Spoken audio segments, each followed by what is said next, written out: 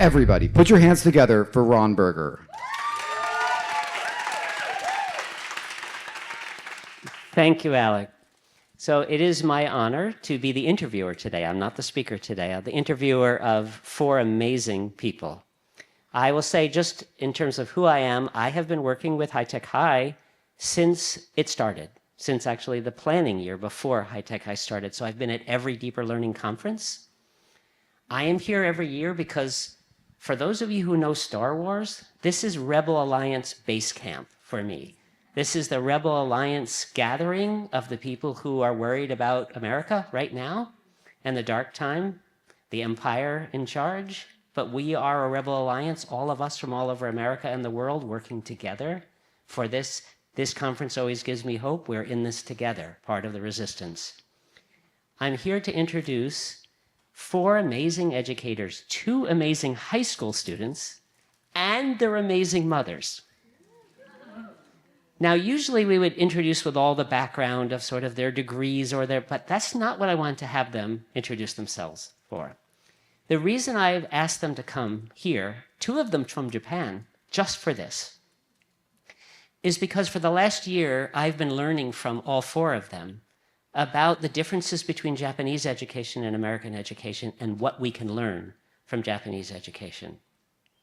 So what I'm asking them to share with you is what country were they in for what parts of their schooling? Because every one of them has been in America for part of their schooling and Japan for part of their schooling. And some of them have been in Europe for part of their schooling. So they have a real cross-cultural perspective. So I'm going to start with Etsuko. I need to say, Etsuko, mom of Isamu, translated my book, Ethic of Excellence, into Japanese. So, yeah. So, Etsuko? Thank you, Ron. Thank you. Hi, everybody. My name is Etsuko, and I grew up in Japan. And for 17 years, I was in Japan, like going to school. And then 1 year, I did a high school exchange program with AFS, and I was in Germany. Came back, went to college in Japan, and then 2 years of graduate school in Monterey, California. That's my schooling. Thank you, Ron. Hi, my name's Isamu, and I am the son of her. I am a senior at High Tech High Mesa, and I was born in San Diego and grew up here for the first 7 years of my life, and got until second grade here, and then my family moved to Japan for 5 years. And so there I went to a public elementary school. And then after that, we moved back to America, and I've been to 11 schools over the past 10 years, just between different transfers and stuff like that. And for high school, I am at High Tech High Mesa, and so that encapsulates my schooling experience. Thank you, everyone. Thank you, Ron. As for me, I spent my kindergarten years in Japan, but from grade 1 to grade 3, I lived in Texas, and I attended elementary school there. And then I went back to Japan and continued my elementary education up until middle school, high school. And last year, for a year, I went to an exchange program in Spain and spent a year as a high schooler there. But now I'm back in Japan and studying in a Japanese high school. And Hanako. I'm Hanako. Sorry, forgot. Hello, my name is Sato. I'm mother of Hanako. And first of all, I have to admit that my English is not very good, but I'm just trying to talk. And actually, I was born in Japan in 1971, and I was born in a small city in southern part of Japan. So when my family came to Tokyo, my classmates laughed at me with my dialect. And then after I graduated from college, I spent 2 years in the United States during my master's degree, and then I came back to Japan, and so basically I'm in Japan, and I'm doing the PDs in Japan right now. Thank you.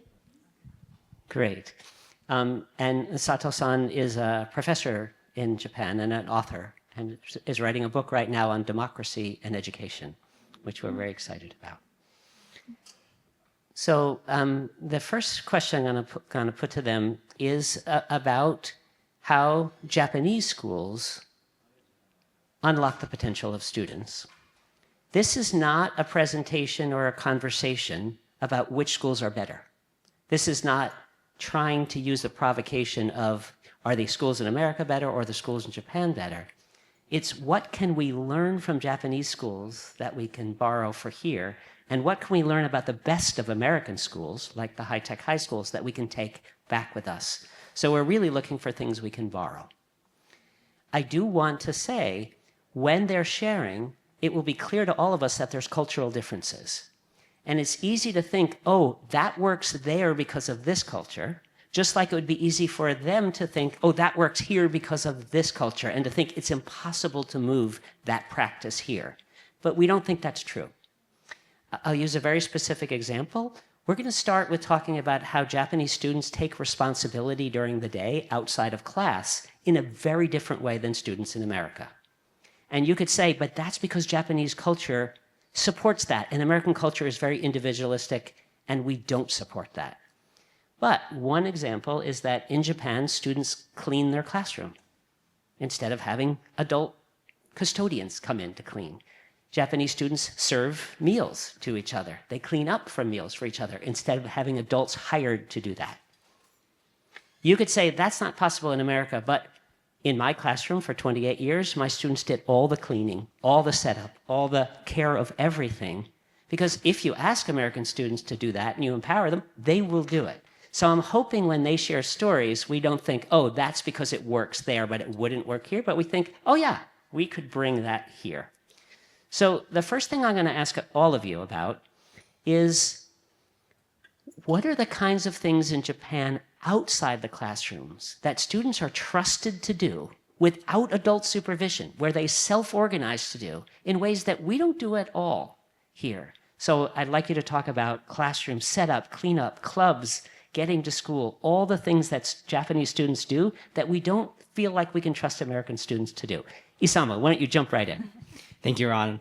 So when I was in elementary school, I actually joined percussion, like a brass orchestra group. And I was in third grade when it started, or third and fourth. And one of the things that I noticed all the people kind of a few years above me do was they would go ahead and set up all the chairs and all the musical stands for the entire orchestra before our practice. And this was without any teacher prompting us to do so. This was without really any adult in the space. Once we could enter the room, everyone just got their chairs and their stands. And once they were finished setting their stuff up, they would rush in to help other people set it up, right? And bringing out all the instruments and this whole thing. And so really, I looked at all that, and it just felt very natural for me to want to be helpful and want to find ways to make sure that we all succeed. And I think that's one of the reasons why also, like in the classroom where we clean the classroom after lunch and we set things up, I think there's like just it's very natural to want to help in that way, because it's just we are in this together. And I think growing up in that environment kind of helped me just have a lens of more community and finding ways to be of use to the people around me. Great. And Hanako, I'm going to ask you, in America, we worry about trusting kids, even in the hallway by themselves, or to leave the campus by themselves. Can you talk about the trip you went on with your classmates with no adult supervision? Oh, yeah. That was, well, I can talk about two. The one that I think you're referring to is the trip that I had with a friend over the spring break. We planned a 4-day trip totally on our own, and we only remember to ask our parents for permissions after a month of starting to plan. But yeah, our parents were totally fine. Our teacher, coincidentally, actually found out, but he encouraged us to go eat anyways. And so we were on this 4 trips together. We did all the planning, all the booking of the hotels, all the transport. And I think we were trusted to do that all on our own because of the habit that we built up from our elementary school years. Where when I was an elementary schooler in Japan, I had to go to school every single day, taking a train, passing by Shibuya, Harajuku, all the big areas in Japan, like within all the people.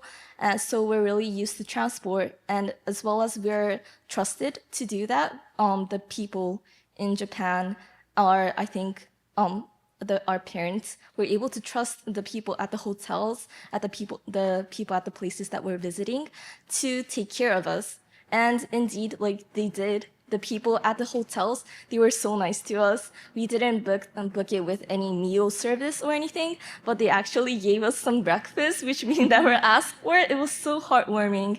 And I think that trust that is built like for the students as well as the community, I guess, within Japan as a whole is really important in that sense.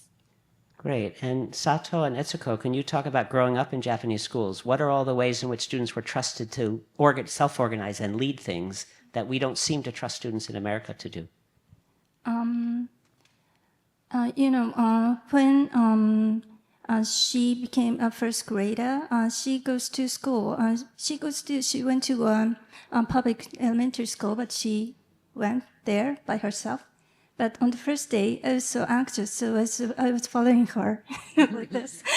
And actually, she took the wrong way. And then she went to public school in Texas. We lived in northern part of Houston, and I really like the environment there, and. Actually, that school was so liberal, so that they didn't even do the Christmas celebration because many students come from other countries, so that every student presented the world celebration. So she presented the Japanese celebration New Year, but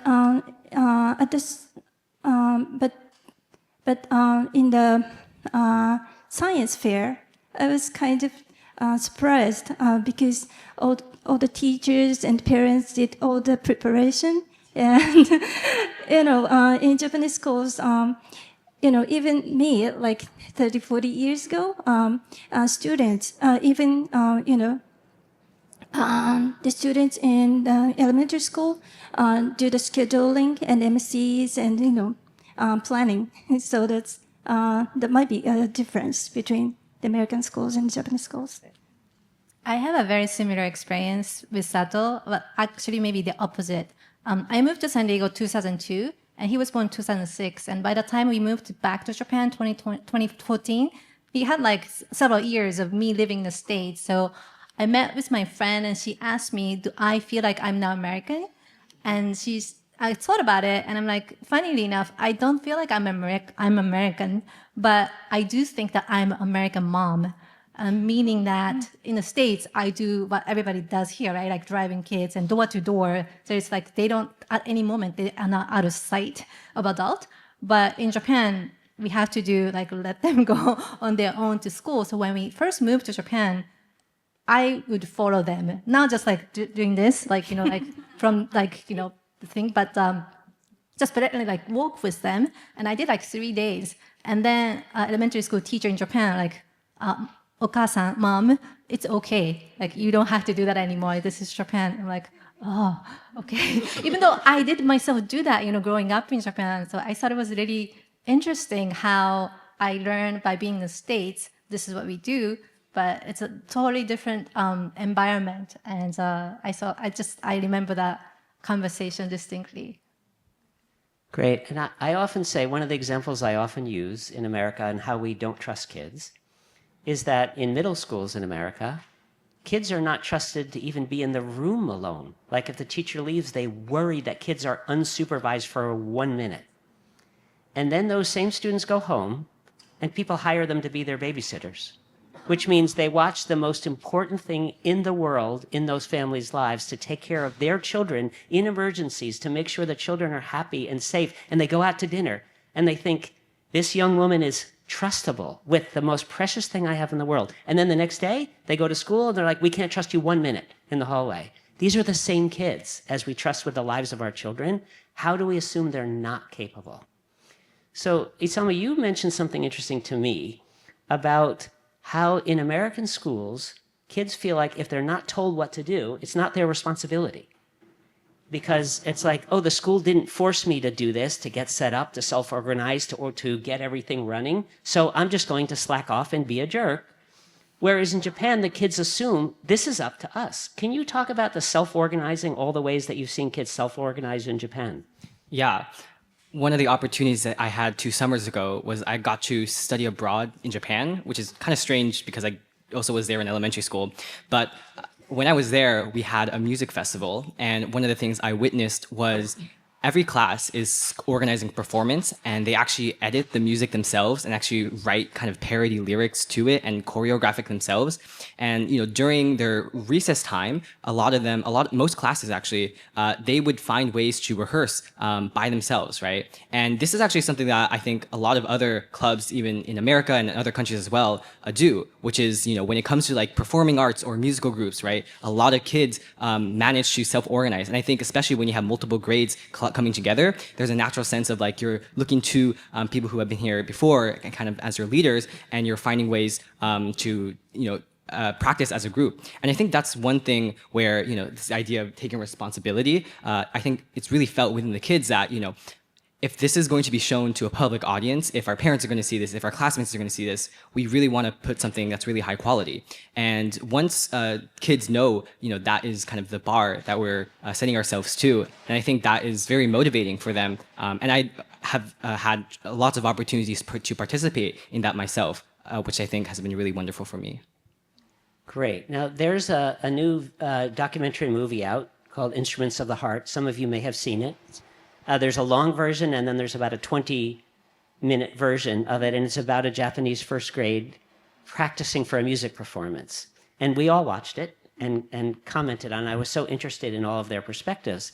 And they both found that those things like taking responsibility, organizing the classroom, cleaning up, rehearsing, practicing, being run by first grade students was very much what they all experienced in Japan. However, it also triggered for many of you, there's parts of Japanese education that you're not so happy about, which was the obedience and not being able to question.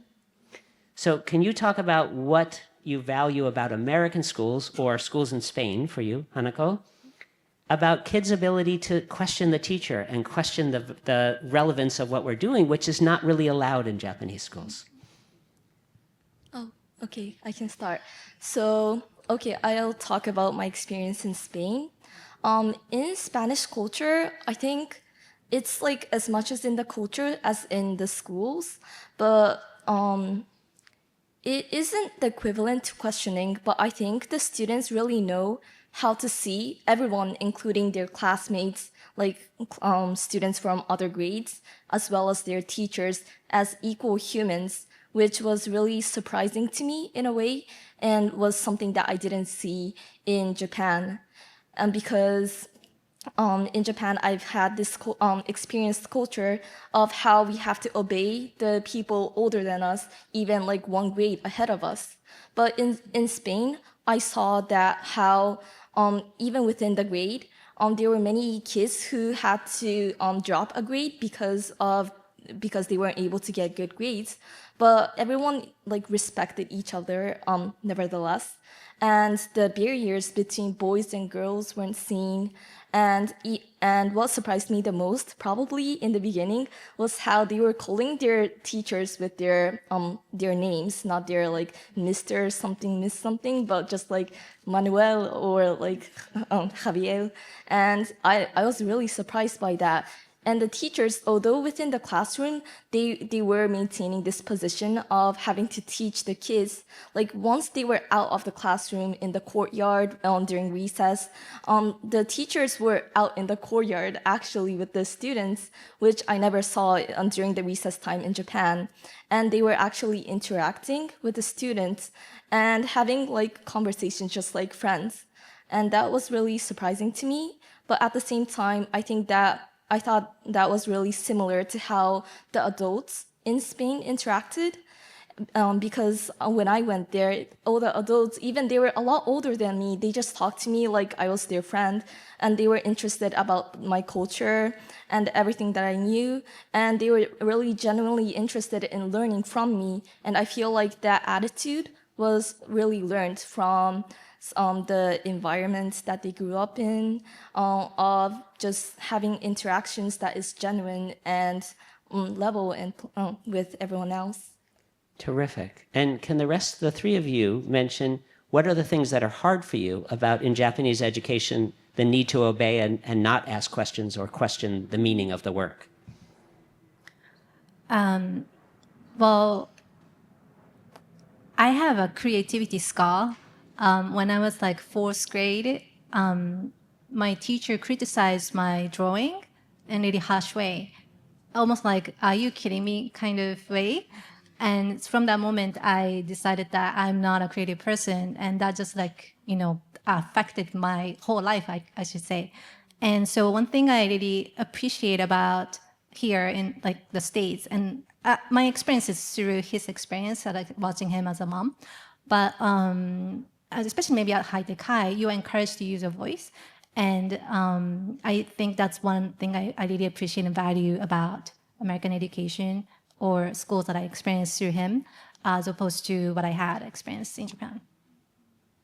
Yeah, and I would also say I definitely stood out when I was in Japan as an elementary school student. I definitely have a rebellious spirit inside of me. And I think, part of that is my curiosity for lots of different things. And when there's a rule, like when I was in Japan, there's this really very small thing where it's like you shouldn't eat dessert before your main meal. And one time I ate the dessert before the actual course, and apparently one of the students told the teacher about that, and so there was a little and then Yeah, actually, the teacher told me at the three-way conference, "Isamu eats orange first," and I'm like, okay, so yeah. So there's the small things like that. But I think definitely once I came to America, expressing your opinion and voice was something that I became more comfortable with, and it was actually a bit foreign to me because in Japan, for sure, it was interesting because I was doing performing arts, which is inherently you are expressing yourself.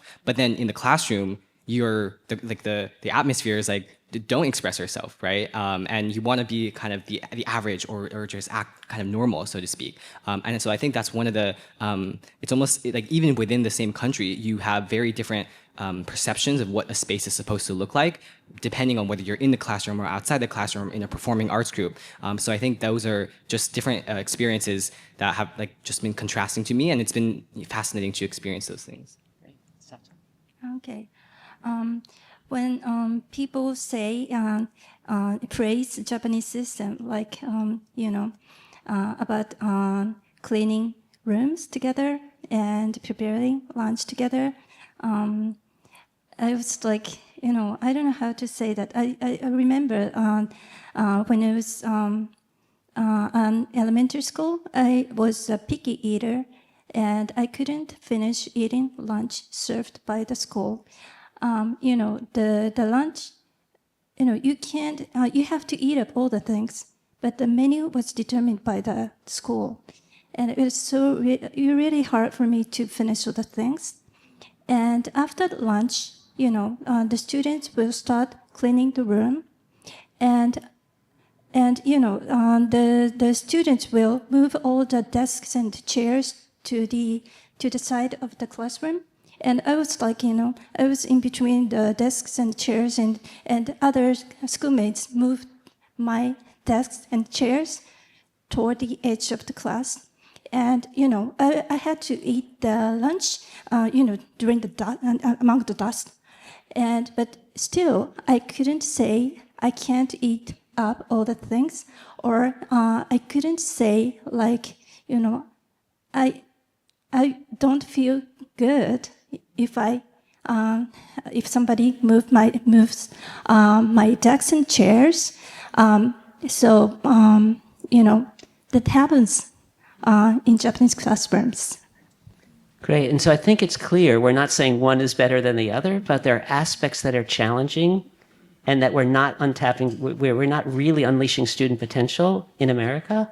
and then in Japan in other ways, which is really interesting. I think we should transition to questions from the audience. So you can ask a general question of everyone, or you can ask a follow-up question to any one of these people about sort of tell us more about how this happens in Japan or your reaction to this. So anyone can start.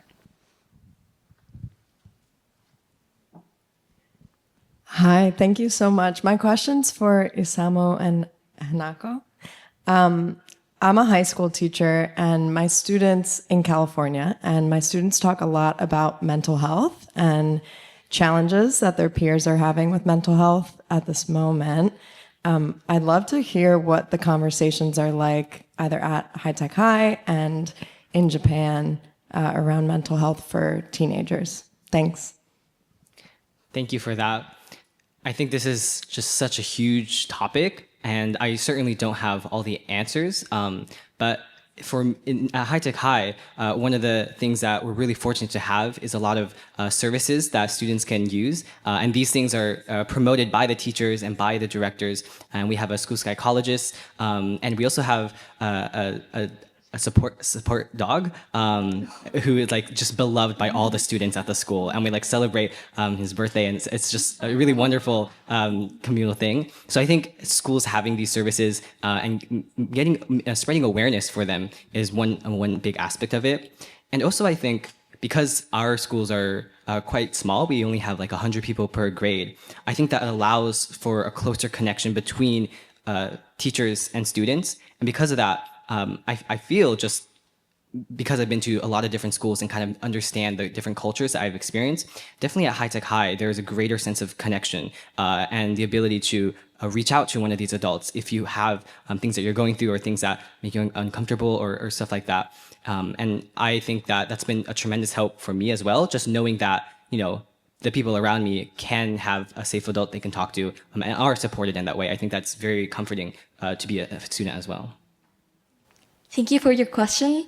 I think this mental health is what Japanese schools struggle the most with in a way, because just in general, suicide rates among kids I think is very high in Japan, and bullying is a big problem as well.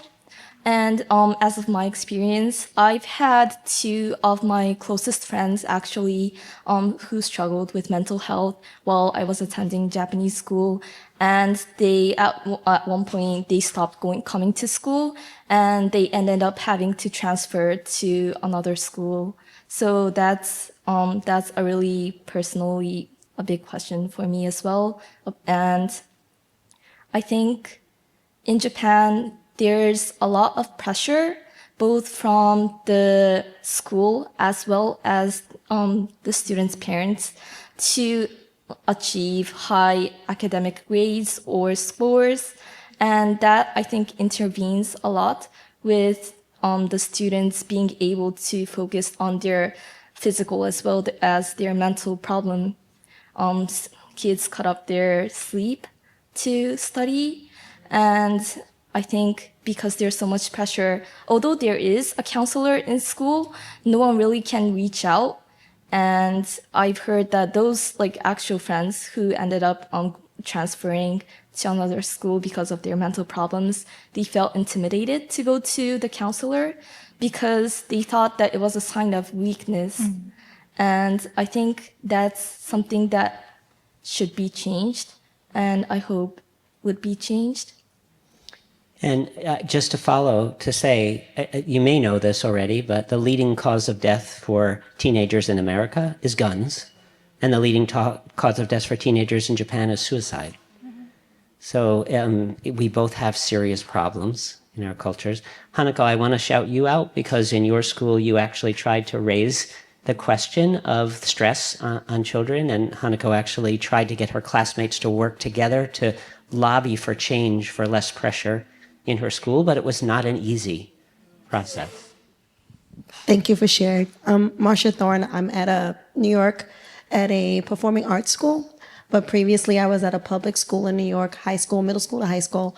And thank you for sharing. My question is for both of the students as well. So when you mentioned that the guidance counselor was frowned upon, I think in America we have an overabundance in usage of our guidance counselor, and not in a bad way, but students may use it as a way to avoid going to class, so to speak. But I also worked in spaces, as I was sharing with my principal friend here from Australia, about restorative practices. And in that, we would have teachers, we would have parents, and we would do just circles to talk about these SEL components. And I didn't know if Japan was embracing that as well, if you had the opportunity, and if do you see more of a grow of that to address concerns to activate student voices? For me, I'm not very aware of the history behind, so I don't know how much it changed over the years. But like in the elementary school that I attended, there was a guidance class, which was, well, I think initially designed to help those kids struggling mental health to be able to speak out their inner self. But I think because Japanese schools are structured very strictly, they also work by a textbook that they have. So like what they do in the guidance class is more of how to be able to behave properly. So it's like how to be able to schedule your days so that you could work efficiently and, well, quote unquote, like rest efficiently, which is in turn more of a stressor for kids. So I think even though the teachers might have the intention to help the kids, it works out oftentimes that it becomes more of a stressor and not really of a space of like listening to problems, being open. And while some teachers really encouraged to do that, I think it isn't common to all of the teachers. Yeah, and thank you for that. You shared an interesting experience where like students are maybe even abusing the system of the guidance counselor as a way to sneak out of class. And I think like just from like the point I think you bring up is like there's not a one size fits all, right? And every school environment is in a different place.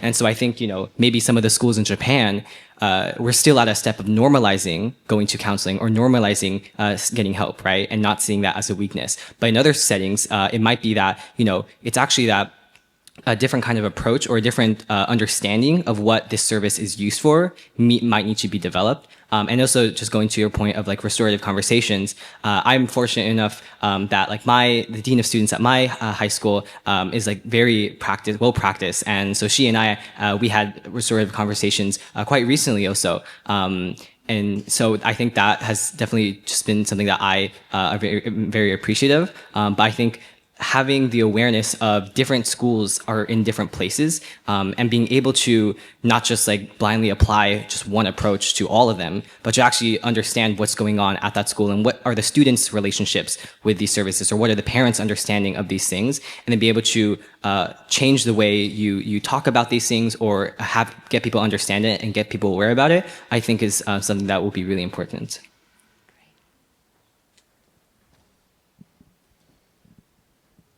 Thank you for everything that you all have shared. I'm Caroline. I would like to ask the question and anchor us back into our theme of the conference. I want to know what play looks like in all of your experiences in Spain, in Japan, in the United States. What has play looked like in schooling for each of you? Play.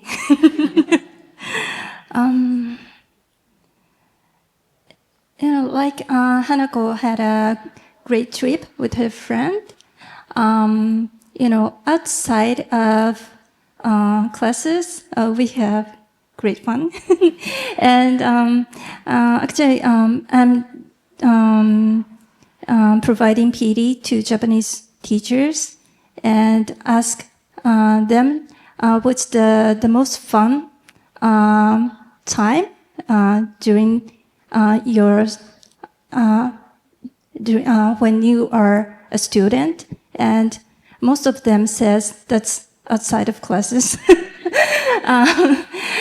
And it's, the class is very structured and disciplined. But outside of class, it's more relaxed.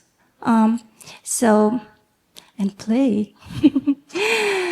But we have freedom. When you get like 12 years old, if you can ride on trains and go to see museums and movies with friends, and I really had fun with my friends. Are you talking about like a recess, what we do during the recess, or just? Sure, recess or school or what play looks like. Like when I was growing up, I was also like very sort of active kid. So like every recess, we'd go out and play like softball and soccer and stuff like that. So kind of like here too. Yeah, and I would say one of the things that I've noticed as I've grown in like more traditional schools and also in a project-based learning school is that when there are projects that are really centered around like our curiosities, it definitely feels like play. And just having us go into the field and actually talk to people and actually learn more about communities or do research on our own, it definitely feels a lot like, we are learning in a very organic way. And I think teachers that can really cultivate a fun environment for that, and like it's completely normal to not know the answers to things and to actually learn more and to talk to other students about those things. I think that has been something that's really made me feel like, oh wow, school can look totally different than what I've been growing up with and was used to. Right. Here at High Tech High, that's Yes. true for you. Yeah. Not in Japan. Yeah. I think in Spain that was like really profound for me and really special because like it was the first place that I ever saw how like play seemed more important than studying in general. When I went to Spain, I was like really worried because I didn't speak Spanish. I didn't know what they were talking about. So I was so stressed out that I had to catch up on my studying. So I tried to reach out to teachers after class or during the recess, but they were like, what are you talking about? It's not time of studying. You have to go play. And I was kind of like terrified because I didn't know when I had to go ask them for advice. But then the teachers told me that like you don't have to like worry about studying because what I'm here for, therefore for my exchange year was to see the culture and actually experience the Spanish experience. So like they were like chill. And yeah, the people were like that. My host sister, she went out almost every day with her friends. And as I said before, there were many young kids who had to drop down a grade because of their scores. But no one really cared because like, even for adults, what was important to them was their personal life and being like, enjoying their lives as actual humans rather than having to like sit in front of desks and study. And I think that's a really important lesson that I learned. Thank you. Hi, my name's Brad Fry. I'm a school principal from Melbourne, Australia, and I feel really lucky to be here right now listening to you. I'm working my way through 4 countries, 7 cities, and asking people about the relationship between student wellbeing and student achievement. And so I ask it the same question to the mums and to the students, but maybe in a different way. I'm interested to know whether in your school experiences as mums, what you've seen your kids go through, whether there appears to you to be any recognition of a relationship between social and emotional well-being in kids and student achievement, whether that's visible to you as parents as your kids go through the school. Does there seem to be any link made between those things by the school? And then to the students, I'm interested in your view on that same question in a slightly different way. Do you feel that the school offers you any insight into that link for you as people, i.e., simplistically, if you're happier, you'll do better? That's a very simplistic way of expressing it, but yeah. But I'm really interested in the sort of 2 ends of that. Anyone can start. I'm not sure if my answer is actually answering your question, but listening to what you're saying, what came up to me is that I went to very strict private school in middle school, high school in Japan.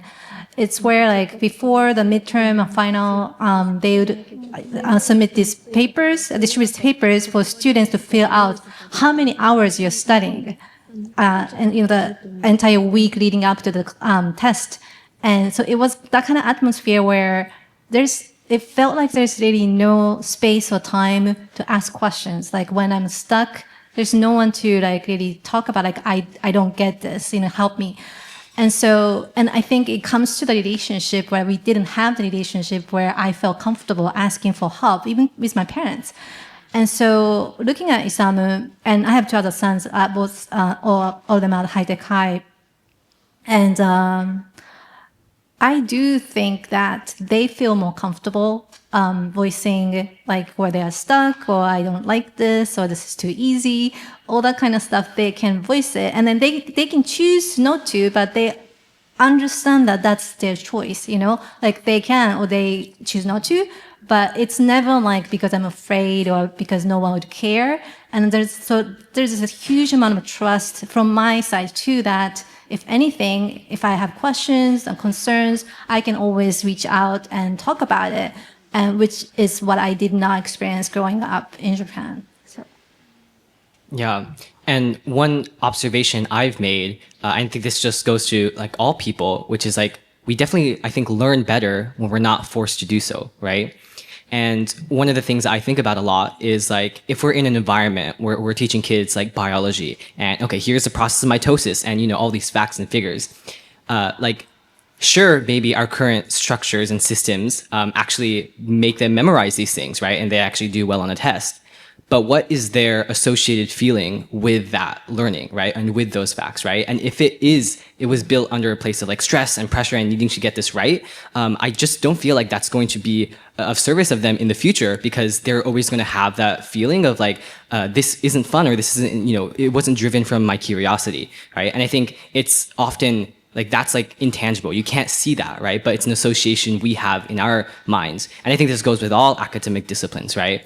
And so, and I definitely see like, even at an early age, if you felt like math wasn't your thing, right? And you kind of had like repeated experiences where this is hard or this is tricky or I'm not getting this and everyone else is like going far over his head, then like it definitely affects your ability to grasp onto that later in life. And then already, we're just, losing out on so many people who could have thrived there, but just weren't in environments where it was natural to be like not have all the answers, right? So I definitely think talking more about that intangible like associations that happen and how we relate to this experience of learning is something that I have been more attuned to as I've been through many different schools. What comes to mind for me is the classes that I've started from this last year, which this isn't common for like other Japanese schools. It's kind of special to my school. But we have this class of media communications and cultural theory, which was the first classes that I've ever took that was based on discussion among the students. So we have 2 classes per week, and most of that is based on discussion. We do some reading and we discuss about it, and that was really stimulating for me, and I felt like the enjoyment and sort of a sense of play, like you said before, from doing that, because it was the first time that I got to realize that, in a sense, that there was more to learn from my like classmates as well, not just like the textbook or the teacher. And I think that's a really valuable experience to learn from other people and not just the books and textbooks, and to be able to like say your opinion and to actually get to think and engage with the material in front of me. And yeah, that was a really enjoyable experience. And I think the emotional side and the learning side of myself was really fulfilled through that. Our organization have a SEL program, or like 7 months program for teachers. these days teachers are very, very tired, and many are leaving the teachers profession in Japan, and that's a big, big problem in Japan. And so,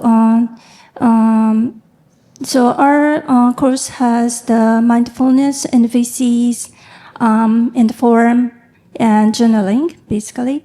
But what we need in Japan is that teachers in a school has to care each other. Teachers has to be cared, definitely to care kids. So we are trying to build such community. Teachers, care the colleagues, and I think it's the same. In the United States, that sometimes parents are so bad communicating with teachers, and so in that case, teachers can collaborate. So it's and I think SEL is very powerful in doing that kind of stuff.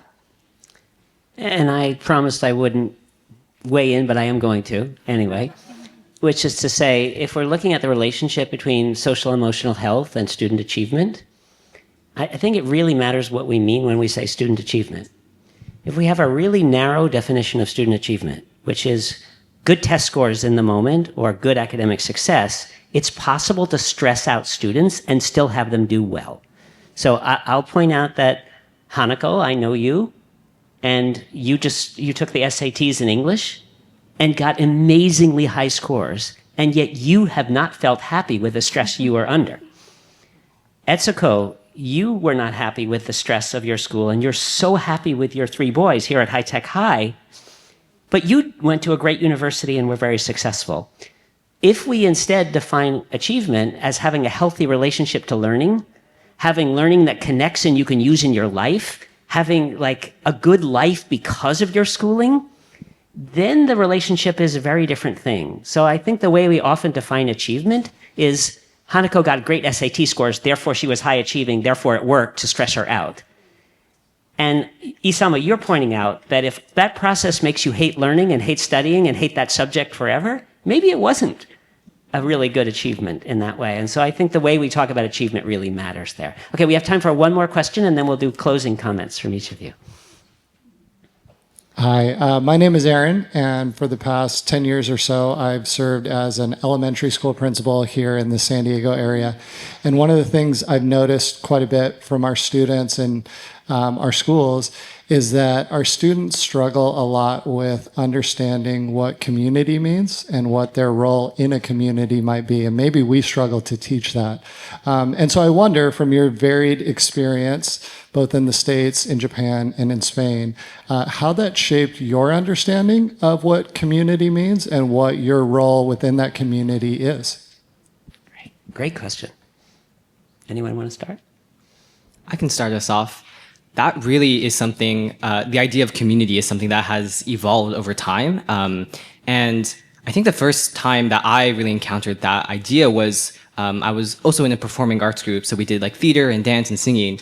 And the thing about dance is like, you have to make a fool of yourself over and over in front of everyone, in front of the mirror, in front of yourself, in order to get good at it, right? And I think that kind of vulnerability in some ways really brings you together, right? And interestingly, that was a lot different. The performing arts group I was in, that feeling of community was a lot different from the community I felt in Japanese school. Because there, we are almost like everyone's trying to do the same thing. And the idea of community is like, we're all trying to be the same. We're all trying to be studious academics, right? Or whatever it was. And when I moved back to America, there was another totally different take on community where it's like, we're not all trying to be the same, because inherently we're not. There's just such diverse ideas and backgrounds and people. But it's in fact being able to work through that and actually resolve conflicts and collaborate and bring these ideas together into projects or into our learning that symbolized community. So I think there are many different ways to understand it. And I think for me, like, the greatest experience I've had was because I've been through so many different experiences. I've been able to kind of formulate my own kind of definitions and understandings about that. And so I think that's been really helpful for me in also entering new communities, such as the deeper learning community or becoming a student ambassador. There are just so many different ways of approaching that. So I don't think there's one understanding, but I think it is definitely informed by a lot of different things, including the culture of the school and the place and stuff like that. Anyone else? For me, what comes up to mind is the clubs in Japan. And I think when you ask many of Japanese students the same question that you just asked, I think the biggest community experience that people have is with the clubs within the schools that they have. And clubs is a really big part of student life in Japan. Many kids are encouraged to join a club, if not obligatory. So they spend like 5 hours per week in their clubs working together to on soccer or drawing or whatever. I'm actually in a tea ceremony club, a Japanese tea ceremony club. We make matcha, and in my club, I really feel a sense of community because, like the discussion we had earlier, it's like one of the few places where the students get to take charge. And especially in my school, I think, in my club, it's really student-led because out of the 2 days that we have club, 1 day is run totally by students and the teachers can't come. So the students have to take out all the instruments, the tools that we use, which really cost a lot as well. And we teach between each other like how to perform the ceremony, and we learn from other students as well as we teach other students. So I think it's just that sense that you're a part of it, and that if you don't like clean up this one thing, then everyone's gonna be late to go home. So you have to do it, but it's not like a teacher telling you to do it. It's that because you're one of the students and one of the members, you're just going to do it. And I think that's a really big sense of community and a place where a lot of Japanese students also feel comfortable in. So, yeah.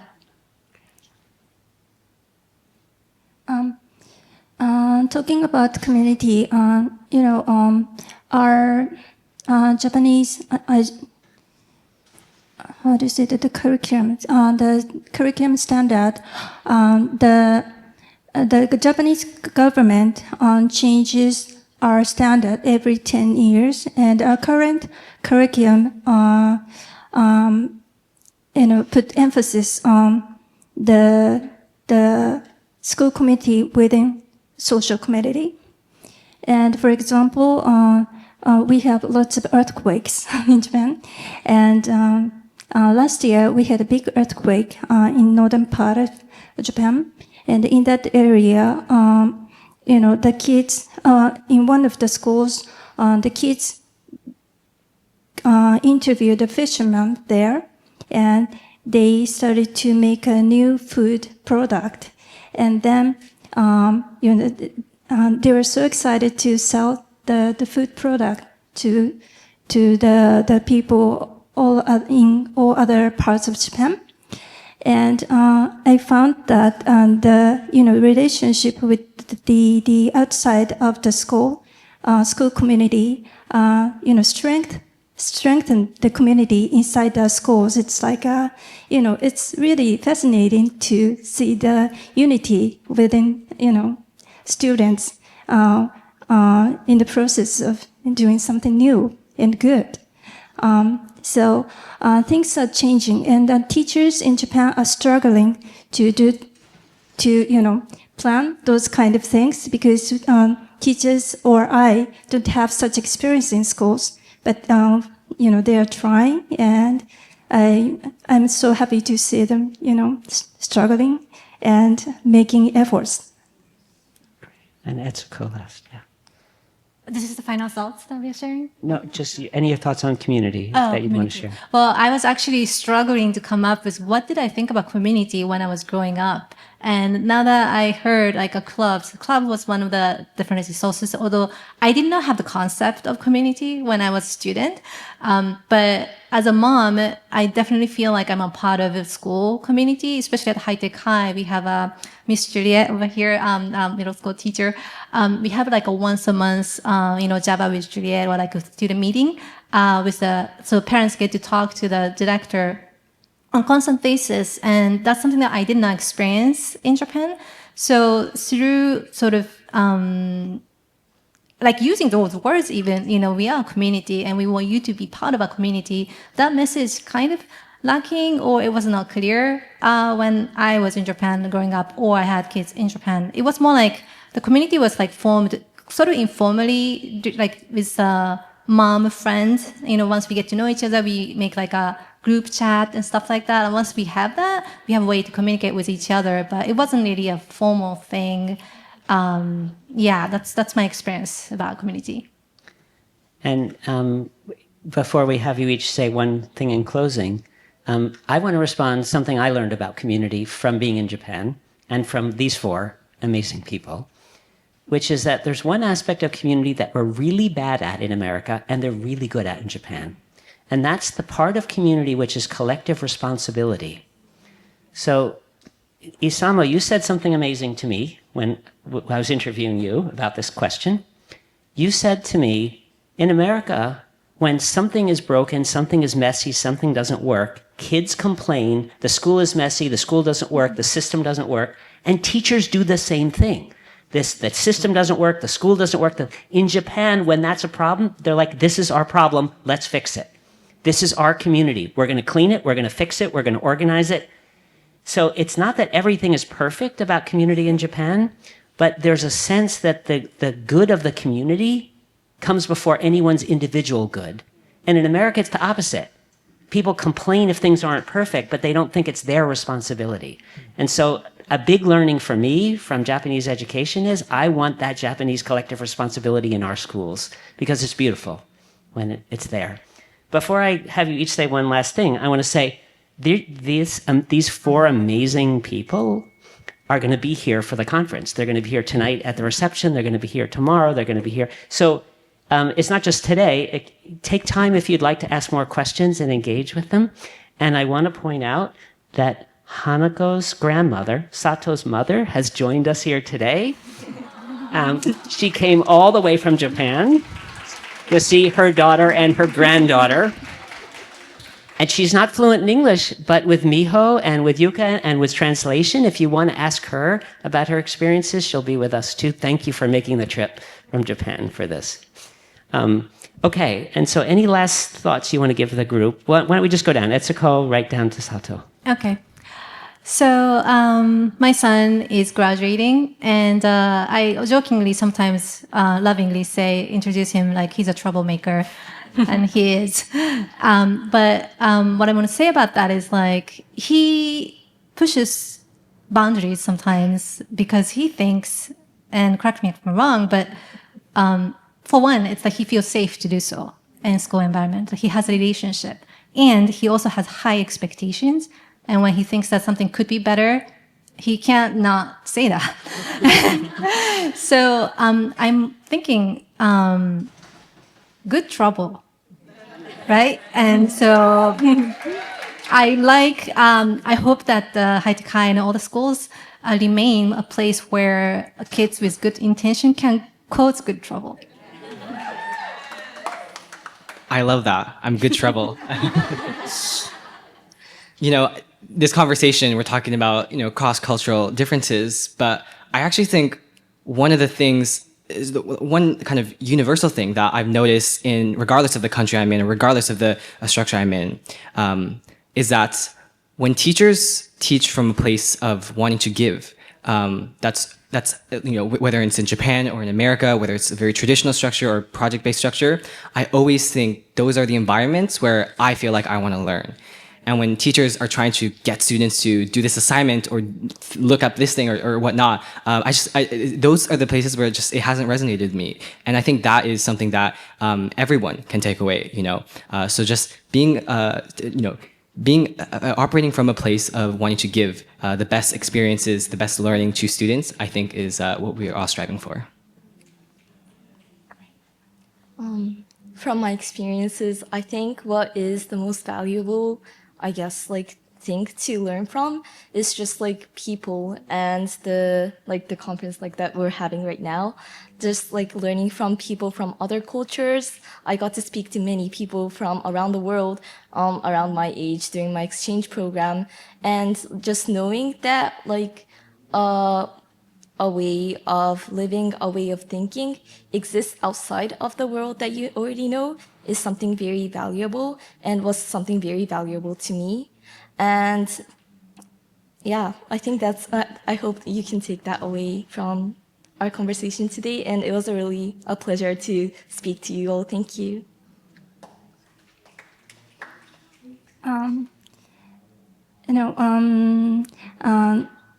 Through the discussion between four of us, before that, I thought the Japanese education was really bad. I didn't see any good things in education, but after the encouragement or your some comments about good side of Japanese education, now I feel that Japanese education is not that bad.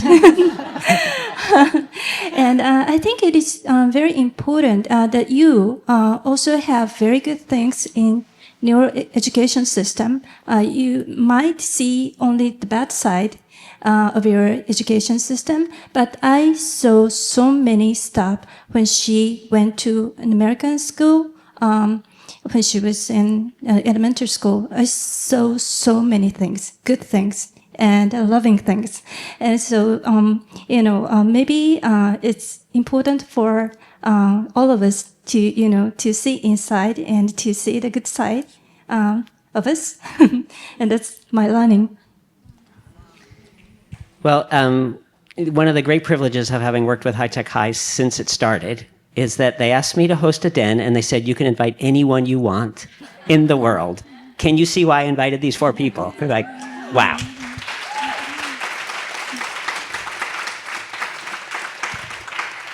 So thank you so much for joining us for this. And remember, if you have more questions for our guests from Japan, please, after this, at the reception, tomorrow, please feel free to come up. I really appreciate your great questions. I really appreciate being in dialogue with you about this. Thank you.